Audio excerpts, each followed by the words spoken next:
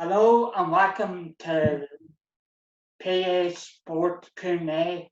My next guest is a pro boxer from Brackville, living in Permine now, and I had a week of football for Brackville, but we'll not go into that. There's nothing wrong with that Yeah, welcome Fergel. Good morning, Paul. Thank you. Thanks for having me. No problem. I know COVID was a bit disappointing this year for you, for your New York debut in St. Paul's Day. Yeah, it was some letdown, but sure, you just have to get on with it, don't you? I think the whole world was affected, so we can't dwell on it too much, and we just keep thinking ahead and keep working on the next move, and hopefully something will come up very soon, which we're expecting to be announced shortly, hopefully. Yeah, just all that preparation and all beforehand, and you moved to New York. And yeah, I was out there for 11 weeks, so we put a lot of time and effort into it, and it was just very unfortunate. It was out of our control. I had a lot of people coming out to support me, and I fell in with a lot of people in New York and Philadelphia and Boston. There was people coming from San Francisco, Los Angeles. It was the support I received out there was crazy, and something I'm very thankful for, and hopefully get to repay those people with a big performance next time out. Yeah, what I know you turned pro, but was this your starting off point? Yeah, it was definitely something I always dreamed of, to fight in Madison Square Garden. More so than Vegas or anywhere in the world. Madison Square Garden is the pinnacle for me personally. It's the mecca of boxing. But look, it is what it is, and I was on the undercard of Michael Conlon, Paddy's Day bill, the annual bill. But I want my own bill on St. Patrick's Day in Madison Square Garden. I want to top a bill in it, and that's my ambition and that's my goal. And with the team that I have around me, I believe we're capable of achieving just that, and time will tell. But I'll be back. I'll be back. We're tight with that. Hopefully, yeah. Back in the day before you turned pro, I know you were in the Canoe Boxing Club, and you've seen a lot of boxers your age didn't turn pro, but who was influenced you when you started? Well, the first time I actually went to the boxing club, I was 6.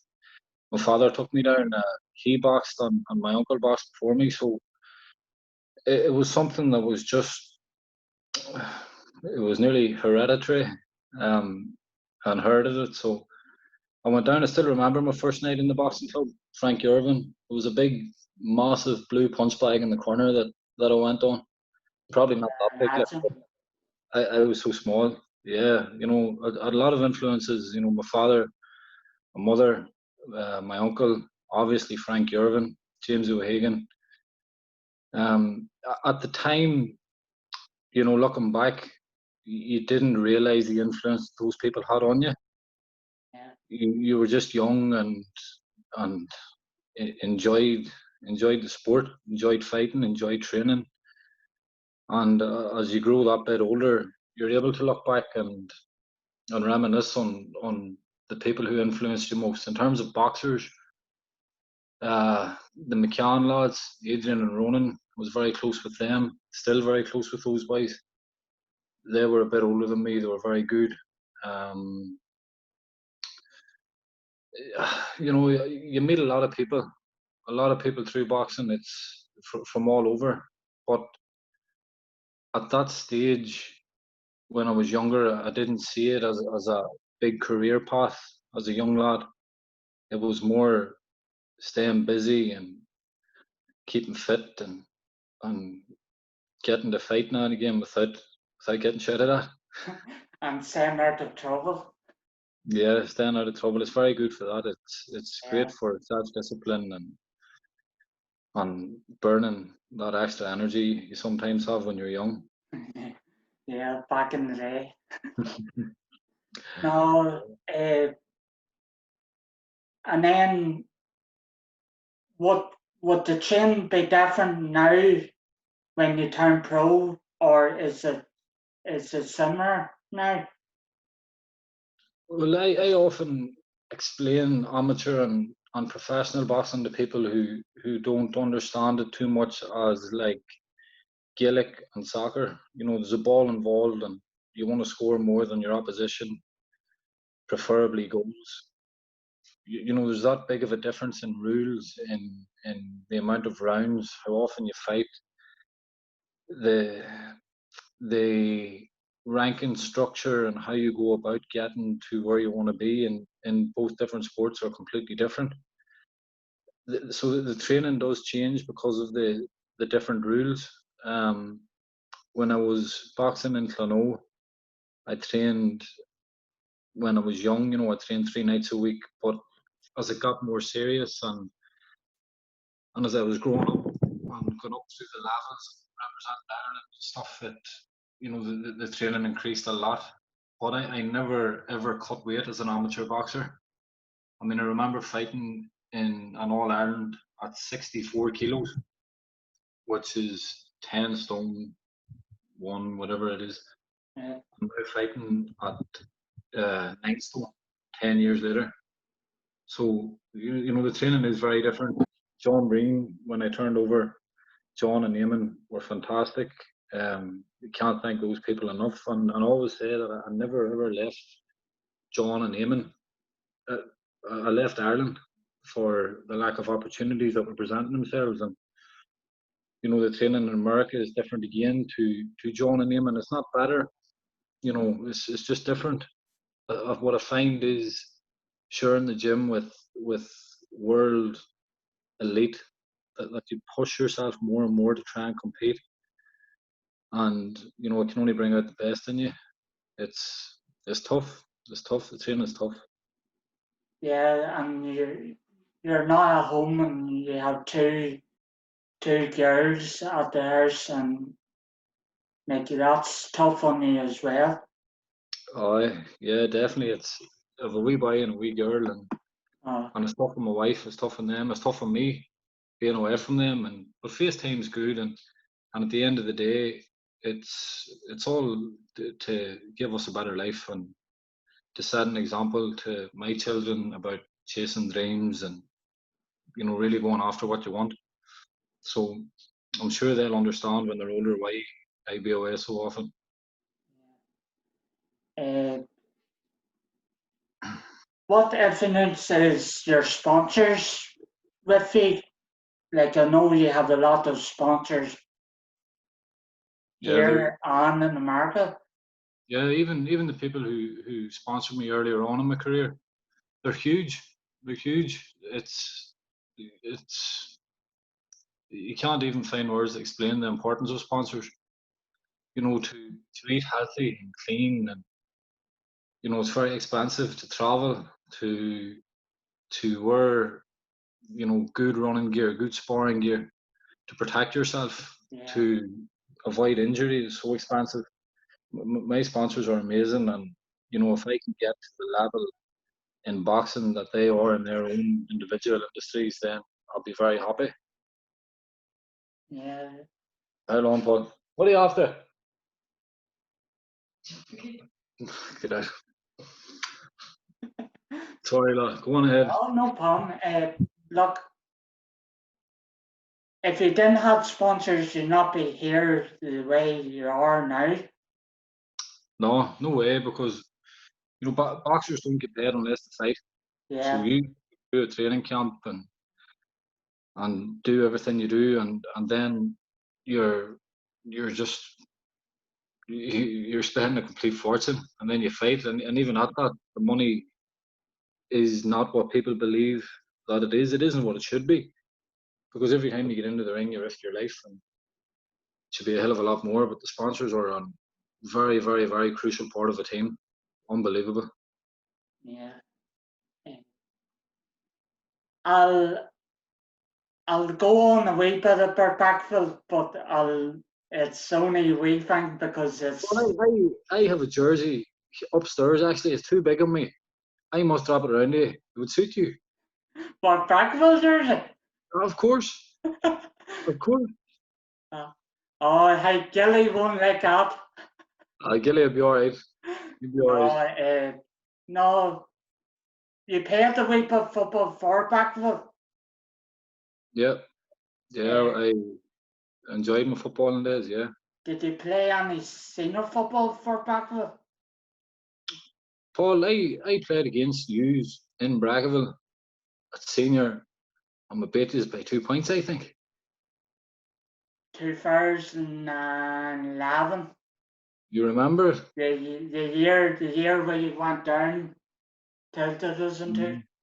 First Yeah. league game. Yeah, you remember it better than me, and I was playing. Yeah. I think I kicked 3 points that day. Well. Oh, you can talk about football, no bother. No. Look, the chain with the football and the boxing is completely different. Like you can't really take anything from the football to the boxing for you. Yeah, that's right. It's two completely different fitnesses. I couldn't go out and run all day on a football field. Do 60 minutes flat out up and down the field because I haven't trained for it. Yeah. I can go in and fight 10 rounds, 12 rounds, not no problem, but I've prepared myself to do that. And it's the same thing. A footballer couldn't do that in boxing. No. It's just different fitnesses, and the way Gaelic football is now is very professional, and the commitment and dedication of the lads is crazy, and fair play to them, because the sacrifices that they make are just as big as the sacrifices I make whenever I'm training in Belfast, whenever I was fighting in Ireland. So yeah, fair play to those boys. Yeah. Have you moved now permanently to New York? No, well, I still live in Mccory. Yeah. I couldn't get more out of it. But what I mean is you're training before matches. Yeah. All my camps now going forward will be in America. Yeah, the difference in sparring is huge. Everyone in America is brilliant. There's a guy, Juan Dominguez, who was my main sparring partner for March 17th, and he so strong, fast. He's a great student of the game. He studies it. An amazing fighter. He's the best fighter I've ever shared the ring with, and I've learned so much off him. He, he's when you're sharing the ring with boys of that kind of quality, you only improve and get better and grow. And yeah, I love it out there. It's very good, very tough, and mentally challenging, physically challenging. It's just the same as when you get into the ring, because you have to prepare yourself mentally, physically, emotionally, because anything can happen, and you have to be ready for it. And once you go to training, it's dog eat dog in there. Yeah.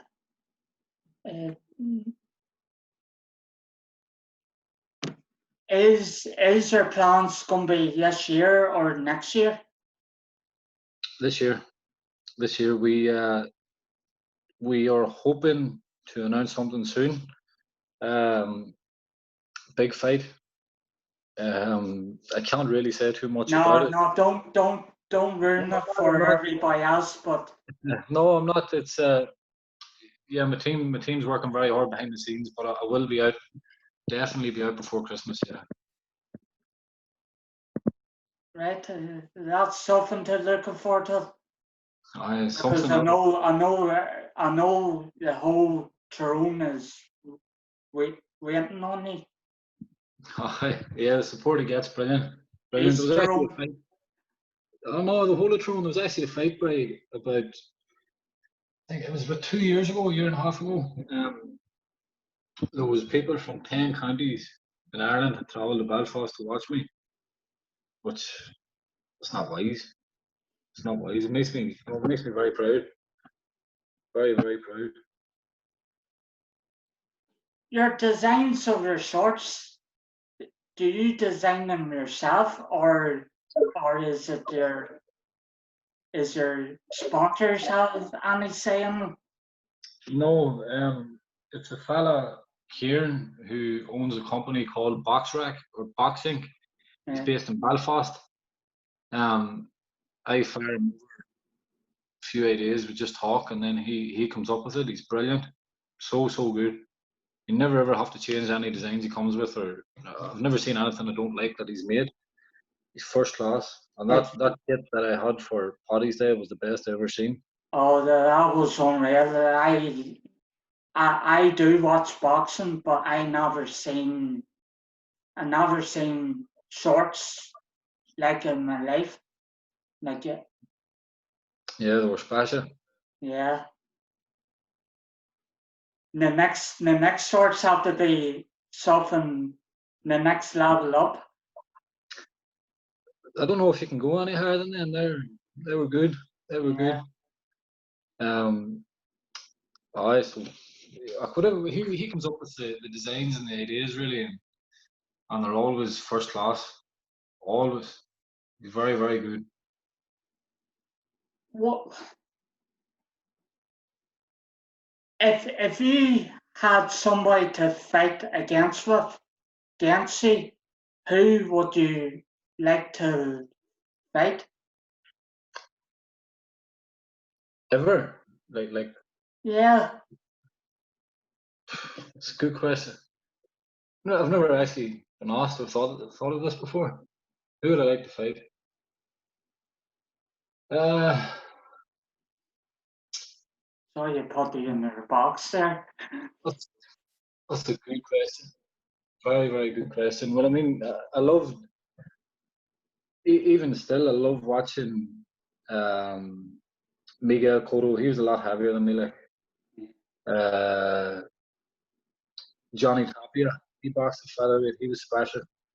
He was very flamboyant and extravagant. His lifestyle outside was crazy. It's a very interesting story about Tapia. You know, you should look into it. He's very good. Yeah. Um, yeah, Johnny Tapia. Johnny Tapia. I love to share the ring with Johnny Tapia. Well, Yeah, good question. Very good. Never thought no. of that before. Well, it come in my head there, so I was just going to answer you. Good stuff. If you had anywhere to box, like in Ireland, where would you want to box in? Somewhere as close to home as possible. I would love to do something like the Philly in Dungannon Park or something. I'd love to take big time boxing to Tyrone. I mean when I say big time, I mean a world title or a world title, nothing else. I'd love to come back and do an open air event in Tyrone, defending or fighting for a world title. Just to give something back to the community and all the people who supported me, and that's something I'd love to do. Fight in Tyrone. Yeah. Definitely. Even more so than Madison Square Garden now. I'd love to do that. Well, that's very interesting. In my eyes, I thought you were going to say Co Park or somewhere like that. Aye, you know, there's some amount of seats in Croke Park, but how do you sell that? Uh, Croke Well, Park would be great. It'd be great. I definitely Croke Park, but realistically, yeah. I don't see that happening. But very, very good possibility. You know, I could fight in Tyrone eventually. It's something I'd love to do. Love to do. Yeah, that was very interesting. I like that. No, it's it's very interesting to it's very interesting to see your point of view of boxing, because I watch boxing, but have I won't have experience to fighting in boxing or to see the pro game the way you have it. Yeah, pro game is a very ruthless sport. It's a business, and you have to be very, very careful about who you surround yourself with. I've been very lucky that I've had John Bree, Eamon McGee, and now Andrea Rozier and Terence Simpson. Great, great people who care about you, who have your best interests at heart, because your amateur trainer is someone from your community, usually someone who lives close by, who knows your family, who saw you grow up. So you develop this bond, a connection with those people. That's very hard to explain unless you experience it, because these people prepare you for war. They prepare you to get into that ring and risk your life. So you have to put your full trust in them. And if your trainer is braver than you and things aren't maybe going your way, you can get badly hurt. And if your manager is a wee bit too fond of money, he can throw you in with the sharks and you get eaten up, career done. It's about the right fights at the right time, and if you don't surround yourself with the correct people, you're buggered. You're snookered. You're really, really going to come to nothing. That's happened so many times in boxing. It's a very dangerous, ruthless game. You have to tread very carefully. Yeah. Is it more your fitness, or is it more your technique? It's a lot of things. It's a lot of things. To start off as an amateur boxer, you need two things. You need commitment and you need to set a balls. And when you have those things, everything else follows. And I always say that you can always teach someone how to box. You can always teach people the basic techniques and jabs and moving your head, but you can never teach someone how to fight. And when I say that, I mean standing toe to toe and just going gung ho, hell for leather. You either can or you can't do that. Yeah. And so your fitness is crucial. Crucial. If you're not fit, you're beat. You're going to get stopped, and it's a very, very bad place to run out of energy. Yeah. No. Look, thank you very much, because this is a whole new game for me, and I thought when I've done this, I wanted to see other people's sports in their eyes. Yeah. And that's why I always thought you and your dad and your dad and uncle is the main man in Galway Boxing Club. And No, there's a lot of people. A lot of people. It takes everyone to make it work. There's no one more important than anybody else. No, but look. They do the most shouting, maybe. Yeah. But at the end of the day, if they didn't have the experience of club boxing, they wouldn't have the way they're going in Galway Boxing Club now. Yeah, Clonoo Boxing Club has helped so many people. Not just in terms of boxing, but guided people and give people opportunities. Like the opportunities it give me is, I can't explain it. I'm so thankful to Frank and Jamesy and all the lads. Tony Devlin too. When I was young, he was in around it. So many people, and Clonard Boxing Club is definitely very, very special to me, and everyone from in and around that community, because I think every single man at some stage passed through it. So it's a big part of the community. Yeah. And I see it because I went to Glen School, and I was seeing all them boys like Don Kerr. Don didn't box, did he? Really, 40 cut box. I think he maybe done a bit of community service in around the boxing club with his. Yeah, Niall Kerr and Johan and all them boys. Yeah. That was I was trying to say. Yeah, them boys were very good. Yeah. No, I'll wrap this up. Thank you very much and good luck with your career. I will support you as much as I can, and look, we all from each their own breed, and at least we're backing you till the hilt. Good man, Paul. Thank you, and thanks for having me. Enjoyed that. No, thank you. And I'll drop that jersey around you before we go away. Oh well. Large fit you, will it? Well.